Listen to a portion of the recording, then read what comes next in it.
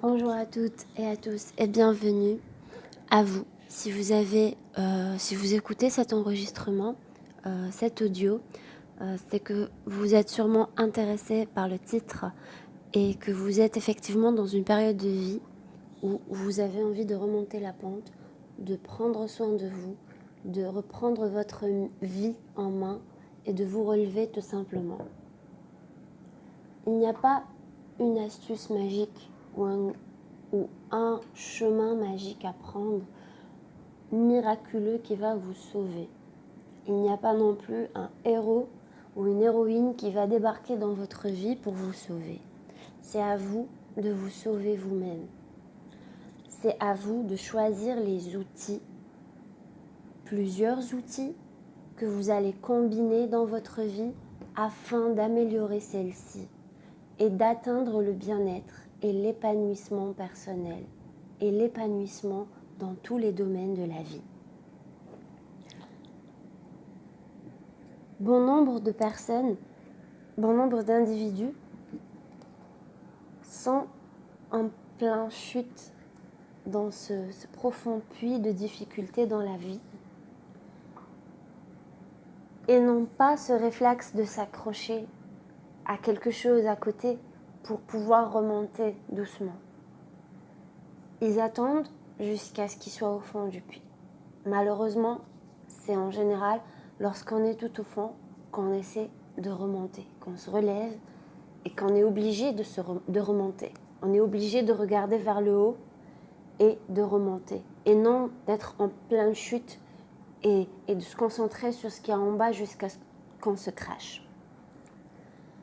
Tout ça, c'est pour dire que certaines personnes, malgré les difficultés qu'ils subissent dans leur vie, ne vont pas se prendre en main, vont écouter peut-être cet audio ou d'autres, lire peut-être des livres, mais ne vont pas commencer à être motivés pour mettre certains outils en pratique, car ils sont en pleine chute et ils ont besoin, malheureusement, de se cracher au fond de cette chute, plutôt au bout de cette chute, pour commencer à prendre conscience qu'il faut changer quelque chose dans leur comportement, dans leur attitude, dans leur vie, afin qu'ils puissent remonter la pente. L'idéal est de commencer à remonter tout de suite, dès qu'on commence à être conscient qu'on est en train de tomber, qu'on est en train d'aller vers le fond. Mais si on est déjà dans le fond, il est vraiment temps de se relever de cette chute et de remonter vers le haut. Le but n'étant pas d'atteindre le bonheur, comme je l'ai dit, mais tout simplement l'épanouissement. Le bonheur, c'est l'épanouissement. Le bien-être, c'est la santé, c'est l'épanouissement. Et la santé, ce n'est pas seulement la santé physique, organique, c'est aussi la santé mentale, c'est le bien-être, c'est le développement personnel. C'est, comme je le dis toujours, étant médecin, m'intéressant à la médecine générale, mais la médecine holistique dans sa globalité, intégrant le développement personnel, le développement de l'esprit. Je pense que rien ne va sans l'autre. On ne peut pas guérir son corps sans guérir son âme, sans essayer de s'améliorer, peu importe de quel stade, car il y a des stades différents desquels on part. Ce n'est pas pareil quelqu'un qui se reconstruit d'une grande blessure, d'une autre personne qui se reconstruit d'une plus grande blessure ou d'une moins grande blessure. Ça n'est pas pareil si on est dans une région où il y a des difficultés, un climat géographique, géopolitique où il y a des tensions. Ce n'est pas pareil si on a du temps libre, si on a des moyens financiers ou pas. Ça dépend du soutien qu'on a de nos proches. Les gens sont différents. On ne peut pas donner une seule recette qui va être efficace pour tout le monde.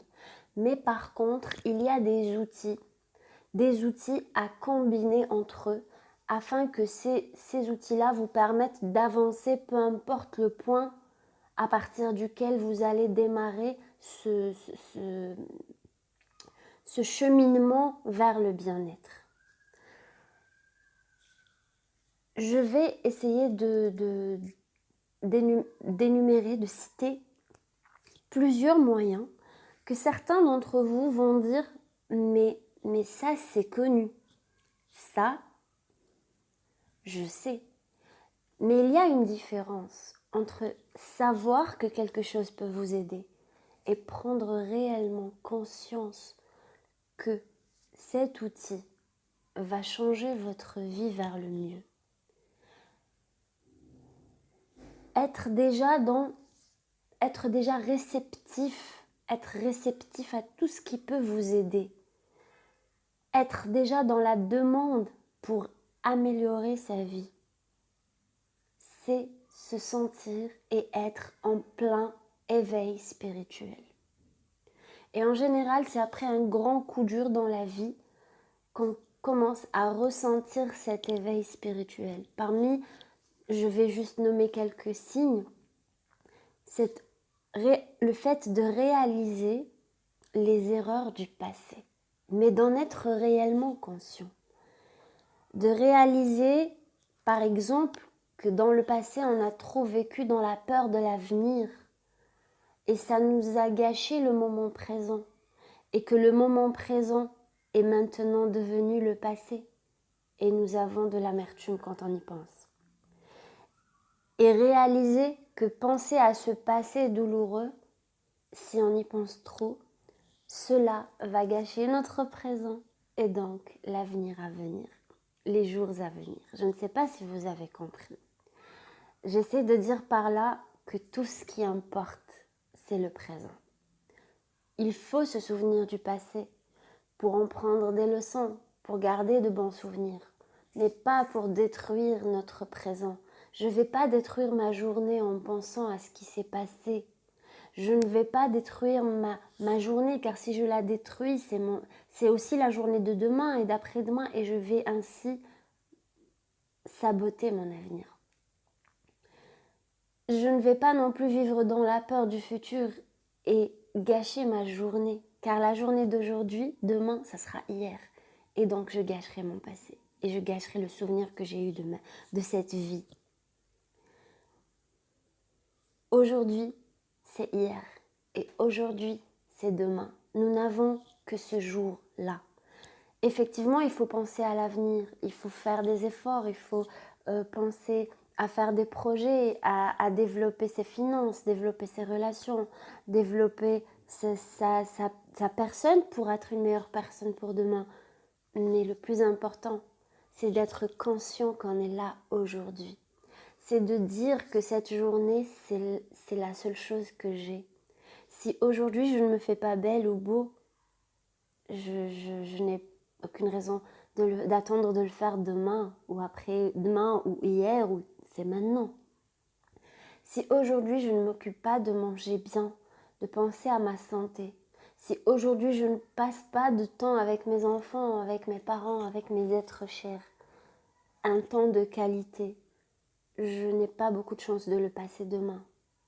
Si aujourd'hui je n'essaie pas de gommer mes défauts, c'est pas demain que je vais gommer mes défauts. La vie est si courte, ce ne sont que des petits cycles, des années qui passent si vite. Et nous n'avons qu'aujourd'hui entre nos mains. C'est un des premiers outils, c'est cette pensée de se concentrer sur ce jour, sur le jour que nous vivons, sur la journée que nous vivons aujourd'hui. Certains me disent, oui, mais il n'y a pas beaucoup de temps dans une journée. Oui, c'est vrai. Il y a tellement de livres de développement personnel qui parlent du miracle de se lever tôt et qui se l'approprient réellement, ce qui me surprend. Dans la culture berbère et arabo-musulmane, se lever tôt existe déjà depuis des siècles. Se lever avec le lever du soleil est une bénédiction, est une réelle bénédiction. Et ça ouvre les portes à tous nos projets. Ça facilite tous nos projets, du plus personnel jusqu'au professionnel.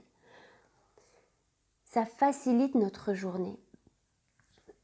Et peu importe quelle est l'origine de cette pensée de se lever tôt, qu'elle soit orientale, africaine, occidentale, ce n'est pas le plus important. Le plus important, c'est que ceci est un des outils.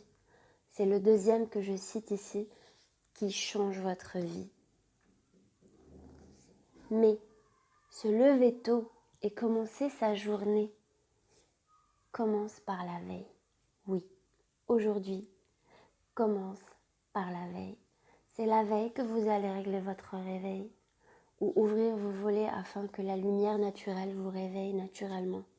Ou programmer votre cerveau en vous disant avant de dormir que je me lèverai avec le lever du soleil et y croire très fort.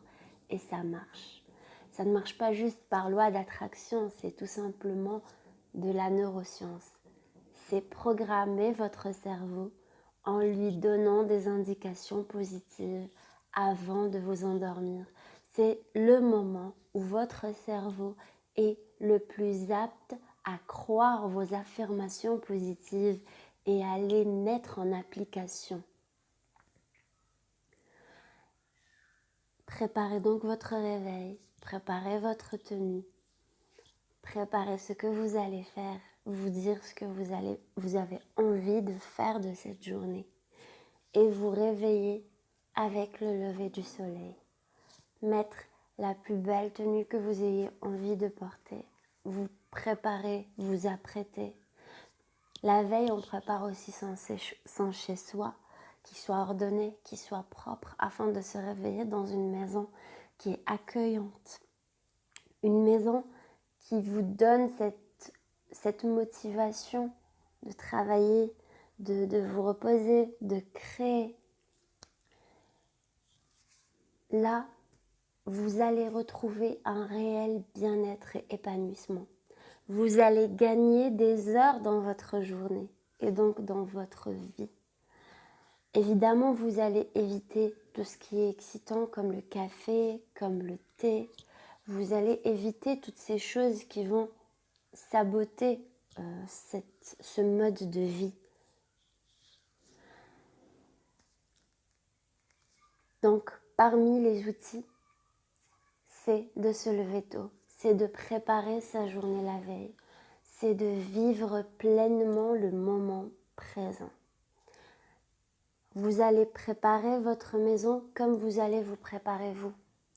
Vous savez, votre journée n'est pas la même si vous portez des habits qui sont confortables, présentables, propres, beaux, qui vous mettent en valeur.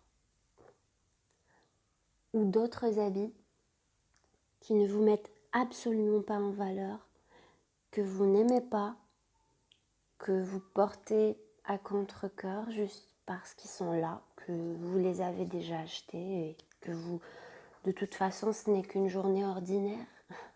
C'est ce qu'on se dit. Non, ce n'est pas comme ça qu'il faut vivre. Il faut mettre de beaux habits, se parfumer, se préparer à une magnifique journée pour que notre vie, avec le temps, attire que le bien. Là, c'est utiliser la loi de l'attraction. Parmi les lois de l'univers, il y a cette magnifique loi de l'attraction. Encore une fois, dans cette même culture berbère et arabo-musulmane et en Afrique, notamment en Afrique du Nord, on parle souvent de cette loi et c'est méconnu, comme quoi si on fait le bien, on retrouve le bien. C'est un peu la version du karma. Mais aussi que si on pense que notre avenir sera meilleur, on attirera de meilleures choses. Arrêtez de craindre l'avenir. Arrêtez d'avoir que des angoisses, des peurs, des attentes négatives face à votre avenir. Pensez que tout va aller pour le mieux. Mettez vos meilleurs habits. Apprêtez-vous après une bonne douche et un petit déjeuner. Essayez de vous dire que ces outils-là ne sont pas là pour... N'attendent pas que tout soit bien dans votre vie pour qu'ils puissent être appliqués. Une maman pourrait me dire, oui, mais je fais des nuits blanches, ma maison est désordonnée, les enfants c'est une bénédiction. Bien sûr, c'est vrai que c'est fatigant aussi, mais On va pas attendre jusqu'à ce qu'il soit grand pour vivre, pour s'habiller bien, pour sortir, pour avoir une maison agréable. Quelqu'un d'autre va me dire oui, mais je n'ai pas encore de travail, j'attends d'avoir un travail. Ou oui, mais cette année, je vais me consacrer à mon examen. J'ai un examen important que je dois avoir, je suis encore étudiant. Une autre personne va me dire oui, mais je prépare mon mariage cette année, je ferai ça après. Non. Le simple fait de procrastiner, de laisser ce mode, ces outils-là et ce mode de fonctionnement-là à l'avenir, c'est que vous n'êtes pas prêt et que vous n'êtes vraiment pas en éveil spirituel finalement. Pour être prêt, il faut faire avec les moyens du bord. Les moyens du bord. Vous devez avancer malgré les moyens du bord. Vous n'avez pas de travail, vous en aurez. Vous allez persévérer, chercher, vous former, être attentif, prendre ce que vous pouvez prendre en attendant de trouver un meilleur poste. Ça ira, tout ira bien. Vous avez des enfants? Eh bien, c'est une occasion d'être la meilleure version de vous-même pour qu'ils puissent prendre modèle sur vous. Vous êtes en train de préparer un examen? Dites-vous qu'après cet examen, ou après ce mariage, ou après je ne sais quelle chose que vous attendez pour commencer à vivre votre meilleure vie, dites-vous qu'il y aura d'autres circonstances. Peut-être qu'il y aura d'autres difficultés, c'est pas négatif ce que je dis, c'est plus d'autres épreuves dans la vie. Et donc on n'aura jamais le temps d'être cette meilleure version de nous-mêmes. Si on veut l'être, c'est aujourd'hui qu'on doit commencer à l'être. Ce n'est pas demain, ce n'est pas après l'examen, ce n'est pas quand vous vous marierez ou quand vous aurez des enfants ou quand... Non, c'est aujourd'hui. Vous ne savez pas si demain, ces êtres chers et magnifiques qui sont précieux pour vous seront là. Vous ne savez pas si votre santé sera là. Vous ne savez pas si vous serez là. Vous ne savez pas si les moyens de demain seront meilleurs que ceux d'aujourd'hui. Nous n'avons que cette magnifique journée, avec les épreuves qu'elle comporte et qu'on doit surmonter. Car au fond, on vole quelques moments à la vie, quelques moments de paix, et qui nous donnent beaucoup de courage pour affronter les moments difficiles. Car on sait qu'après ces difficultés, il y a ces moments paisibles que l'humain arrive à prendre de cette vie et qui en valent la peine pour nous et ceux qu'on aime. En parlant de maison, là je vais enchaîner les outils. Je ne vais pas parler que d'une seule chose. En parlant de maison, je vous invite à vous intéresser à deux concepts. Un qui est plus général et un autre qui concerne vraiment votre lieu de vie, votre maison. Il y a un concept qui s'appelle le Feng Shui. Je vais parler du Feng Shui dans la version la plus moderne et la plus actuelle qui soit. C'est quelque chose qui relève plus du bon sens, je trouve, mais il y a une appellation qui a été mise sur cette façon de vivre. Et donc on l'utilise pour que ce soit reconnu par tout le monde. C'est plus pratique de mettre un nom sur quelque chose, mais c'est quelque chose qui relève tout simplement du bon sens et des observations au fil des années. C'est d'origine orientale, asiatique. C'est une façon d'organiser sa maison. Déjà, c'est avoir peu de choses, mais ça, c'est autre chose. C'est le minimalisme qu'on va voir après et qui n'est pas du tout et uniquement ni asiatique ni occidental, qui est très typique de l'Orient, de la culture berbère.